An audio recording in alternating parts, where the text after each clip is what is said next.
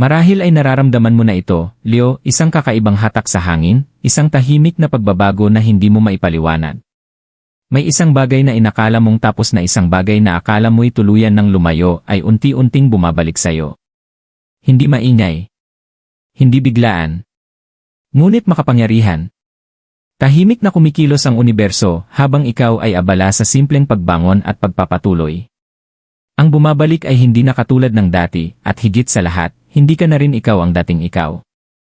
Itinago ang sandaling ito sa tamang dahilan dahil noon ay hindi ka pa handa. Ngunit ngayon, Leo, umiikot na ang hindi nakikitang siklo at ang pagbabalik na ito ay babaguhin kung paano mo nakikita ang lahat. Leo, kilala ka sa iyong lakas, kumpiyansa, at apoy, ngunit kahit ang pinakamatitibay na puso ay dumaraan din sa mga sandali ng pagdududa. Kamakailan, maaaring pakiramdam mo'y kakaibang tahimik ang buhay, na parang may mahalagang nawawala kahit hindi mo matukoy kung ano. Patuloy kang umusad kahit kulang ang linaw at direksyon. Ang hindi mo napansin, ang paghintong ito ay hindi parusa, ito ay paghahanda. Madalas inaalis ng universo ang mga bagay na masyado nating kinakapitan, upang ibalik ang mga ito kapag handa na tayong tanggapin sa tamang paraan. Dumarating sa iyo ang mensaheng ito ngayon sa isang dahilan. Hindi lahat ay makakaunawa nito, ngunit mararamdaman mo ito sa pinakalalim ng iyong puso. Ang nagaganap ngayon ay hindi tungkol sa pagkawala, ito ay tungkol sa tamang panahon. At para sa iyo, Leo, ang panahon ay unti-unting umaayon sa paraang sa lalong madaling panahon ay mauunawaan mo ang lahat ng iyong pinagdaanan. Yan ay hindi nakikitang yugto, nakaraang pagsubok. Sa mahabang panahon, Leo, pakiramdam mo'y naglalakad ka sa gitna ng makapal na hamog. Ginawa mo ang lahat ng inaasahan, nanatili kang matatag, tapat, at puno ng pag-asa, ngunit hindi tumutugma ang mga resulta sa iyong pagsisikap. May mga sandaling tahimik mong kinuwestiyon ang sarili, iniisip kung bakit ang mga bagay na dati tiyak ay unti-unting nawala sa iyong mga kamay. Maaaring nakaramdam ka ng hindi pagpansin, hindi pagkaunawa, o kahit ng pakiramdam na napalitan ka, na para bang biglang naging hindi nakikita ang halaga mo sa mundong nasa paligid mo. Ang pinakamasakit ay hindi ang pagkawala mismo, kundi ang kawalan ng paliwanag. Walang malinaw na sagot. Walang wastong pagsasara. Distansya lamang, mga pagkaantala, at mga tanong na walang kasagutan na paulit-ulit na umuukilkil sa iyong isipan. Tahimik mong pinasa ng bigat na ito, ayaw mong ipakita sa iba kung gaano ka nito naapektuhan. Sa panlabas, kalmado ka. Sa loob, lumalaban ka sa mga digmaang walang pumapalakpak. May mga gabing inuulit-ulit mo sa isip ang mga pag-uusap, mga desisyon, at mga palatandaang hindi mo napansin, tinatanong ang sarili kung may nagawa ka sanang iba. Sinisi mo ang sarili sa mga bagay na hindi kailanman ganap na nasa iyong kontrol. Ngunit sa kabila ng matinding pagkapagod ng damdamin, hindi ka kailanman tuluyang sumuko. May isang tinig sa loob mo na patuloy na bumubulong na hindi pa tapos ang kabanatang ito, kahit sinasabi ng lohika na dapat ay tapos na. Ang hindi nakikitang yugtong ito ay hindi nilayon para wasakin ka. Nilayon itong hubarin ang mga ilusyon. Pinilit ka nitong harapin ang hindi komportable, upang maunawaan ang iyong halaga kahit walang papuri o pagkilala mula sa iba. Habang pakiramdam mo'y walang nangyayari, sa ilalim ng lahat ay may malalaking pagbabagong nagaganap. Ang mga pagkaantala, ang katahimikan, ang emosyonal na distansya, lahat ng ito'y hinuhubog ka upang maging mas malakas, mas marunong, at mas mulat kaysa dati. Ang hindi mo noon alam ay simple, ngunit makapangyarihan, ang paghihirap na ito ay hindi kailanman katapusan ng iyong kwento. Ito ang tahimik na simula ng isang pagbabalik, ngunit mangyayari lamang kapag handa ka nang salubungin ito bilang isang bagong bersyon ng iyong sarili. Yan tahimik ay paghahanda, yan ay hindi napansin. Habang iniisip mong tila huminto ang lahat, Leo, tahimik na inaayos ng buhay ang sarili nito sa paligid mo. Ito ang yugto kung saan walang malinaw sa panlabas, ngunit sa ilalim ng lahat ay unti-unting nagkakahanay ang mga bagay. Ang katahimikang naranasan mo ay hindi kawalan, ito ay may layunin. Lumayo ang universo, hindi upang iwan ka, kundi upang turuan kang tumayo sa sarili mong lakas nang hindi umaasa sa palagiang katiyakan. Sa panahong ito, mas maraming tao ang nakamasid sa iyo kaysa sa inaakala mo. Pinagmamasdan nila kung paano mo hinarap ang mga kabiguan, kung paano mo dinala ang sarili sa gitna ng kawalang katiyakan, at kung paano ka nagpatuloy kahit walang pagkilala. Bawat tahimik na sandali ay pagsubok sa iyong pagkatao. Bawat pagkaantala ay humahasa sa iyong pasensya. Bawat tanong na walang sagot ay nagpapalakas sa iyong intuisyon. Natututo ka ng mga aral na hindi kayang ituro ng tagumpay lamang. Maaaring hindi mo napansin kung gaano kalaki ang ipinagbago mo. Mas naging mapili ka sa kung saan mo inilalagay ang iyong enerhiya. Tumigil ka ng magpaliwanag sa mga taong hindi kailanman tunay na nakinig. Lumakas ang iyong puso, ngunit kasabay nito'y naging mas marunong. Hindi ka na ginagawang padalos-dalos ng sakit, ginagawa ka nitong mapagnilay. At ang pagbabagong iyon pa lamang ay nagbago na ng buong panginginig ng iyong enerhiya. Mahalagang maunawaan ito, ang bagay na bumabalik sa iyo ngayon ay hindi maaaring bumalik noon. Uulit lamang sana ang parehong siklo. Kinailangan ang tahimik na paghahanda upang kapag dumating ang pagbabalik na ito, masalubong nito ang isang bersyon mo na hindi na pumapayag sa kalituhan, kalahating pagsisikap, o emosyonal na kawalan ng balanse. Ang yugtong ito ay tungkol sa panloob na otoridad. Sa pagkatutong malaman kung kailan maghihintay at kung kailan lalakad palayo. Kahit pakiramdam mo'y hindi ka napapansin, nagtatala ang universo. At ngayon, dahil sa lahat ng tahimik mong pinagdaanan, muling inaayos ang entablado, hindi para sa pag-uulit, kundi para sa pagtubos at pagbabago. Iyan punto ng pagbabago, nagsisimula gani paglipat. Dito nagsisimulang gumalaw ang lahat, Leo, hindi biglaan, ngunit may hindi maikakailang linaw. Ang punto ng pagbabago ay hindi dumarating na may ingay o kaguluhan. Sa halip, ito'y pumapasok bilang isang tahimik na pagkaunawa, isang sandali kung saan may biglang nagkiklik sa loob mo at bigla mong nakikita ang nakaraan sa ibang liwanag. Ang dating pakiramdam na pagtanggi ay nagiging pagwawasto ng direksyon. Ang dating mukhang hindi makatarungan ay unti-unting inilalantad ang layunin nito. Mapapansin mo ang maliliit ngunit makahulugang senyales sa paligid mo. Isang mensaheng hindi mo inaasahan. Isang alaala na muling lilitaw sa eksaktong tamang sandali. Isang biglaang oportunidad na pamilyar ang pakiramdam, ngunit bago. Hindi ito mga pagkakataon lamang. Ito ay mga kumpirmasyon. Tahimik makipag-usap ang universo kapag alam nitong handa ka ng makinig. Sa emosyonal na antas, iba na ang pakiramdam ng yugtong ito kumpara noon. Mas kaunti ang pananabik, mas marami ang kalmadong katiyakan. Hindi ka na naghahabol ng mga sagot, hinahakot mo na sila papalapit sa iyo. Ang kumpiyansang bumabalik sa iyo ngayon ay mas tahimik, mas malalim, at mas makapangyarihan kaysa sa dati mong kinapitan. Nagmumula ito sa tiwala sa sarili, hindi sa paghingi ng pagpapatunay. Ginising din ng pagbabagong ito ang iyong intuisyon. Nagsisimula mong maramdaman kung ano ang umaayon sa iyo, at kung ano ang hindi, nang hindi na kailangan ng patunay o pahintulot. Mas malinaw na ang mga desisyon. Ang mga hangganan ay nagiging kailangan, hindi makasarili. Tumitigil ka ng gawing romantiko ang mga bagay na umuubos sa iyo at sinisimulan mong igalang ang mga bagay na nagpapalakas sa iyo. Iyon pa lamang ay binabago na ang direksyon ng lahat ng darating. Higit sa lahat, Leo, ang puntong ito ng pagbabago ang tanda ng pagtatapos ng pagdududa sa sarili. Hindi mo na sinusukat ang iyong halaga base sa mga resulta. Nauunawaan mo na ang mga pagkaantala ay proteksyon, hindi parusa. Muling nag-aapoy ang apoy sa loob mo, hindi bilang pagkasabik, kundi bilang malinaw na layunin. Ang nagsisimula ngayon ay hindi kaguluhan, ito ay momentum. Isang tuloy-tuloy at hindi mapipigil na pag-usad patungo sa isang bagay na minsang nakawala sa iyo. At sa pagkakataong ito, sinasalubong mo ito ng may kamalayan, hindi lamang pag-asa. Nagsimula na ang pagbabago. Hindi mo kailangang pilitin. Kailangan mo lamang itong kilalanin dahil sa sandaling gawin mo yon, wala nang magiging katulad ng dati. Iyan pagbabalik, Denzi muling darating.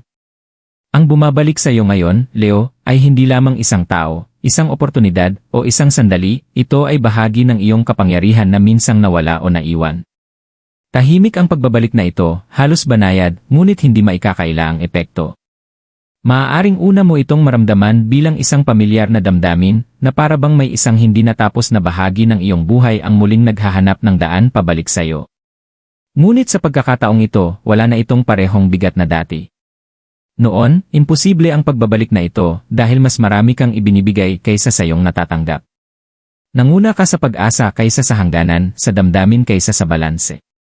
Kinailangang umalis ang umalis upang matutunan mo ang pagkakaiba ng pagkakapit at tunay na pagkakaayon.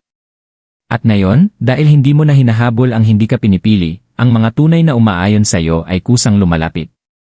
Maaaring magpakita ang pagbabalik na ito sa anyo ng isang pag-uusap, isang hindi inaasahang muling koneksyon, o isang oportunidad na sumasalamin sa nakaraan ngunit may mas matibay na pundasyon.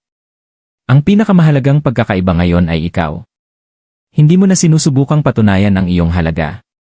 Alam mo na ito. Hindi mo na binabaluktot ang sarili upang magkasya sa mga sitwasyong hinihiling kang lumiit. Ang pagbabagong iyon pa lamang ay binabago na ang buong dinamika. Kung ito man ay isang taong bumabalik, babalik sila na iba ang pagtingin sa'yo. May respeto na kung saan dati ay may pag-aalinlangan. May pagkamausisa kung saan dati ay may distansya. Nakikita nila ngayon ang bagay na hindi nila pinahalagahan noon. Kung ito naman ay isang oportunidad, bumabalik ito dahil ang iyong paglago ay tumutugma na sa hinihingi nito. Handa ka na itong hawakan ng may kumpiyansa, hindi takot. Hindi ibinabalik ng universo ang mga bagay upang ulitin ang sakit, ibinabalik ito upang tapusin ang mga aral. Hindi ito ikalawang pagkakataon na nakabatay sa nostalgia. Ito ay pagpapatuloy na nakabatay sa ebolusyon. Hindi ka na ang bersyon ng sarili mo na tumatanggap ng kalituhan, katahimikan, o kalahating katotohanan. Leo, ang pagbabalik na ito ay hindi upang subukin ka, ito ay gantimpala sa iyong pagtitiis. Ngunit gagana lamang ang gantimpalang ito kung igagalang mo kung sino ka na ngayon. Ang babalik na yon ay mananatili lamang kung tutugon ito sa iyong mga pamantayan.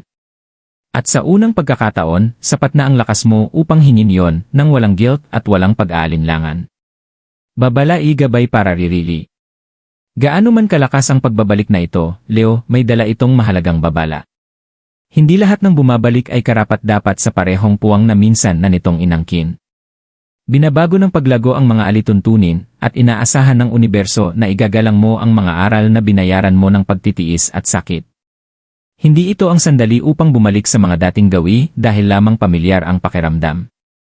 Ang pagiging pamilyar ay hindi palaging nangangahulugang tunay na pagkakaayon. Isa sa pinakamalalaking pagsubok sa yugtong ito ay ang alaala ng damdamin. Maaaring maalala mo kung gaano kaganda ang pakiramdam noon sa pinakamainam na sandali, at makalimutan kung bakit ito gumuho. Pinagmamasdan ng universo kung paano ka tutugon ngayon. Mangunguna ka ba sa karunungan, o hahayaan mong ulapin ng nostalgia ang iyong paghatol? Ang pagbabalik na ito ay nilalayong harapin ang mas matibay mong bersyon, hindi upang muling buksan ang mga sugat na matagal mo nang pinagaling.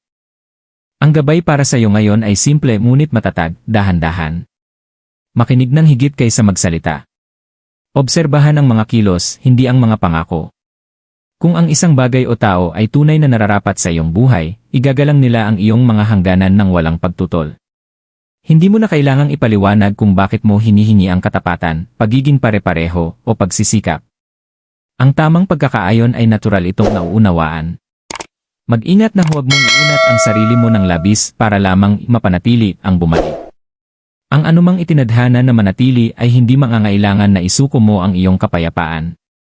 Sa sandaling makaramdam ka ng pagkapagod, kalituhan, o pagdududa sa iyong halaga, iyon ang hudyat upang huminto. Mas matalas kaysa dati ang iyong intuisyon, pagkatiwalaan mo ito ng walang pag-aalinlangan. Ang yugtong ito ay tungkol sa paggalang sa sarili. Sa pagpili ng katatagan kaysa sa panandaliang kilig, linaw kaysa sa kabuluhan. May iniaalok sa iyo ang universo na may malalim na kahulugan, ngunit inaasahan din nito ang pagiging hinog ng iyong mga desisyon. Hindi ka sinusubok kung gaano karami ang kaya mong tiisin, sinusubok ka kung gaano mo kayang pangalagaan ang lahat ng binuo mo sa loob ng iyong sarili. Leo, tandaan mo ito, ang tunay na gantimpala ay hindi kung ano ang bumabalik. Ang gantimpala ay ang kaalaman mo kung kailan bubuksan ang pinto, at kung kailan ito isasara ng walang pagsisisi. Paano dapat tumugon, Nsairi? Ito ang sandali kung saan mas mahalaga ang iyong tugon kaysa sa mismong pagbabalik, Leo. Ang paraan ng iyong pagkilos ngayon ang magtatakda kung ang kabanatang ito ay magiging isang tagumpay o isa na namang aral. Ang susi ay balanse. Hindi ka nararapat umatras dahil sa takot, at hindi rin dapat sumugod na dala lamang ng damdamin. Ang nararapat ay tumayo ka ng matatag sa kung sino ka na ngayon at hayaan ang lahat ng iba pa na umayon sa'yo. Tumugon ka ng may kumpiyansa, hindi sa pagkontrol.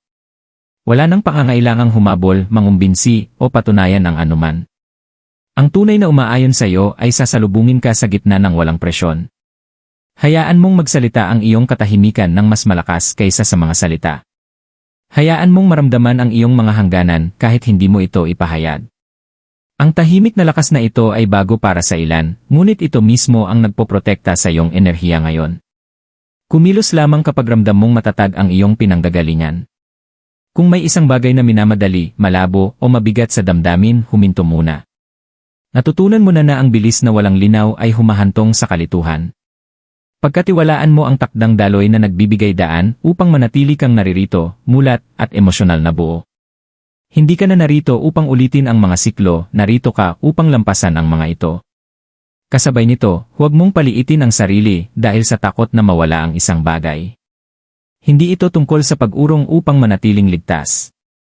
Ito ay tungkol sa matalinong paglawak. Ipahayag mo ang iyong katotohanan kapag kinakailangan.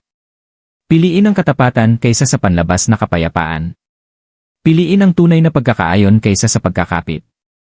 Leo, ang pinakamalakas na tugon na maibibigay mo ngayon ay ang tiwala sa sarili. Hindi mo kailangan ng pahintulot ng iba upang umusad. Pinaghirapan mo ang karunungang dala mo ngayon. Kapag tumugon ka mula sa lugar na iyon, lahat ng tunay na para sa iyo ay kusang mananatili, at ang lahat ng hindi ay mawawala ng walang laban o sakit. Leo, dumarating sa iyo ang mensaheng ito ngayon dahil nakita ang iyong paglalakbay, kahit sa mga sandaling pakiramdam mo'y walang nakakapansin.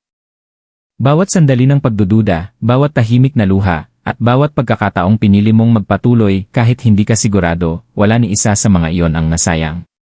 Hindi nakakalimot ang universo sa mga pagsisikap na ginawa sa dilim. Ang lahat ng pinagdaanan mo ay humuhubog sa iyo para sa eksaktong pagkakaayong ito. Hindi ka kailanman nilayong mawala ng bagay na tunay na para sa iyo. Nilayon kang lumago tungo sa bersyon ng sarili mo na kayang hawakan iyon ng walang takot, walang pagsasakripisyo ng sarili, at walang pagkawala ng iyong pagkakakilanlan. Ang mga paghintong naranasan mo ay mga anyo ng proteksyon. Ang mga pagkaantala ay mga kilos ng eksaktong pagtutok. Walang dumating ng huli, dumating ang lahat ng ikaw ay handa na. Ngayon, hinihiling ng universo na pagkatiwalaan mo ang nararamdaman mo kaysa sa kinatatakutan mo. Hindi mo na kailangang questionin ang mga senyales o pagdudahan ang iyong intuition. Pinaghirapan mo ang linaw. Karapat-dapat ka sa katatagan. At higit sa lahat, karapat-dapat ka sa kapayapaan kasabay ng alab ng iyong damdamin. Ang kabanatang ito ay hindi tungkol sa pagpapatunay ng iyong halaga sa iba. Ito ay tungkol sa pagkilala nito sa loob ng iyong sarili. Tumayo ka ng may kumpiyansa sa kung ano ang alam mo at hayaan ang lahat ng iba pa na kusang maganap.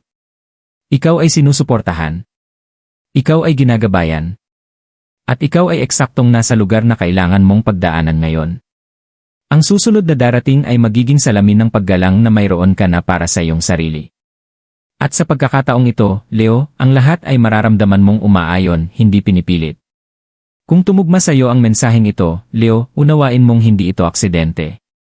Ginabayan ka rito dahil nagbabago ang iyong enerhiya at lumalawak ang iyong kamalayan.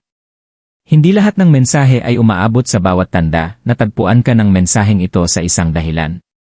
Maglaan ng sandali upang namnamin ang iyong narinig at pansinin kung ano ang ginising nito sa loob mo. Kung nararamdaman mong umaayon sa iyo ang pagbabasang ito, hayaan mo itong maging paalala na hindi ka nag-iisa sa iyong paglalakbay. Ang suporta, gabay at pag-unawa ay mas malapit kaysa sa inaakala mo.